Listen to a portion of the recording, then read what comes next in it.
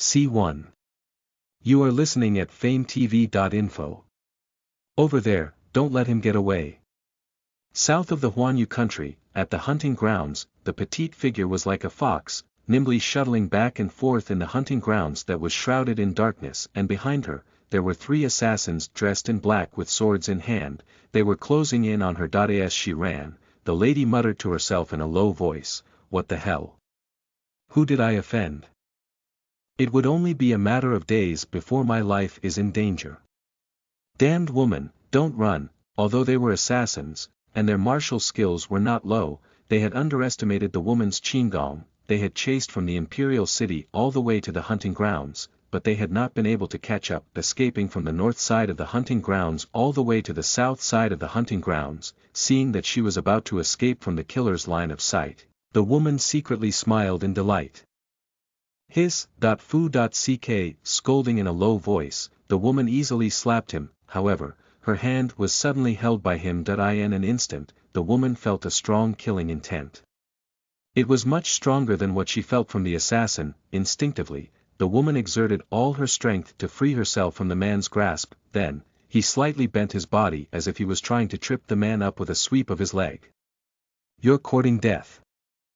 With a low growl, the man was obviously infuriated. He lightly tapped on the tip of his feet and his body rose up like a feather. He flashed behind the woman and grabbed her delicate neck. It seemed as if his hand could break her delicate neck with a little bit more force. However, the man had no intention of killing her. "He's here." While the two were fighting, the black-clothed man had already chased after them. At this moment, there were no longer only three killers. The man released his grip on the woman's neck and she felt her breathing relax as she took a few deep breaths, but when she saw herself surrounded by the black-clothed men, she couldn't help but swallow her saliva. "You were also hunted down after all this time. This battle is so much bigger than mine."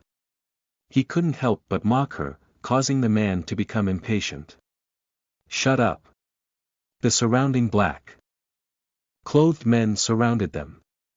The two of them had their backs to each other, guarding against each other's attacks. However, they knew nothing about each other's abilities. With a raise of her eyebrows, the lady suddenly smiled and crossed her arms, feigning a relaxed manner. "Looking at your postures, why do I feel like you two groups of men in black belong to the same group?" Hearing this, the leader of the men in black glanced at the man with a strange gaze. "Who cares if we're in the same group or not? Our goal is to take your lives." As if afraid of being suspected again, the moment the words left his mouth, the black-clothed man made his move. What a stupid woman! After being scolded by the man, the girl's eyes widened in anger.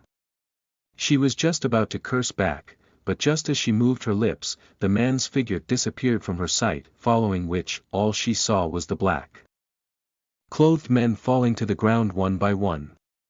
Ugh, the smell of blood made her feel uncomfortable, and her stomach churned. In the end, the woman was still unable to hold it in.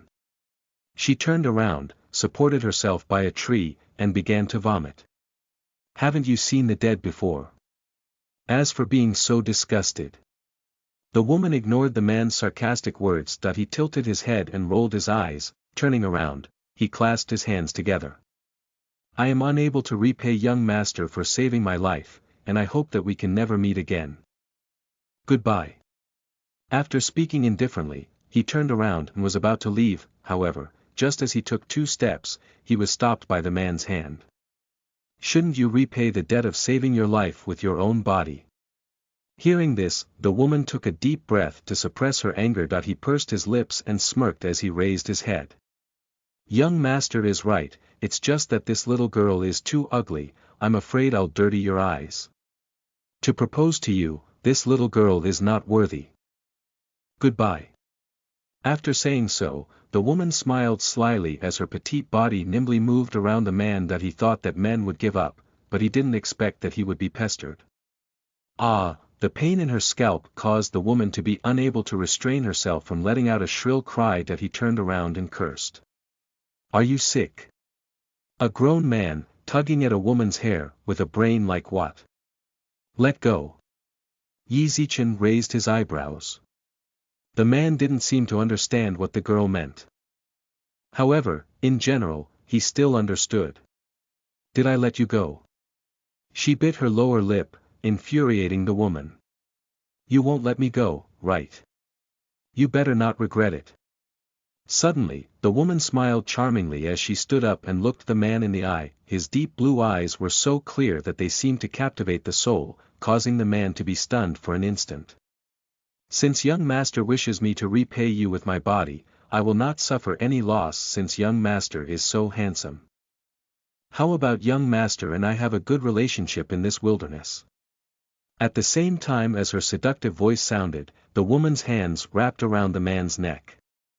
Her soft body was like a snake, clinging onto the man's body. Afterwards, the woman lightly tiptoed as she closed her eyes. When her rosy lips touched the man's sexy mouth, she could clearly feel his body unnaturally tremble a little. Listen to the full novel at FameTV.info, direct link in the description.